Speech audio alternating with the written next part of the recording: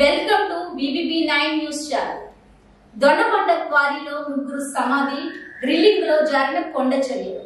నిన్న జగ్గీపేట మండలం ఆల్ట్రాటెక్ సిమెంట్ నేడు కంచికచర్ల మండలం దొన్నకొండ అభాగ్యుల పాలిట శాపాలుగా మారాయి.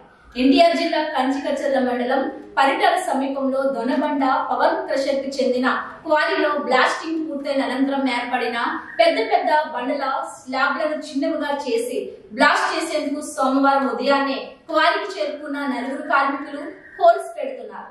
జీ కొండూరు మండలం చెరువు మాధవరానికి చెందిన డ్రిల్లింగ్ యజమాని బొత్తుల దుర్గారాజ్ వయసు 23, జీ కొండూరు మండలం చెవుటూరు గ్రామంలో నివసిస్తున్న ఒడిశా డ్రిల్లర్ BB నాయక్ వయసు 42, చెవిటూరులోనే నివసిస్తున్న ఛత్తీస్గఢ్ కార్మికుడు రామ్ దేవ్ బాగేల్ వయసు 33 పెద్ద బండరాలకు హోల్స్ వేస్తున్న సమయంలో బ్లాస్టింగ్ కు కదిలి లూజ్ గా మారిన పెద్ద బండరాలన్నీ ఒక్కసారిగా జారి కొండ నుంచి దిగువ భాగంలో పడిపోయాయి.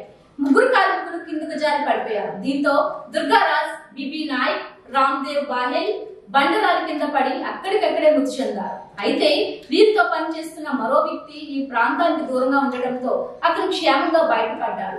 సమాచారం అందుకున్న కంచికచర్ల పోలీసులు ప్రమాద స్థలికి చేరుకున్నారు. క్వారీ యజమానుల సహకారంతో బండరాల కింద చిక్కుకుపోయిన మృతదేహాలను ప్రోక్లైన్ సహాయంతో వెలికి తీసి మృతదేహాలను పోస్ట్ మార్టం నిమిత్తం నందిగామ ప్రభుత్వ ఆసుపత్రికి తరలించడం జరిగింది.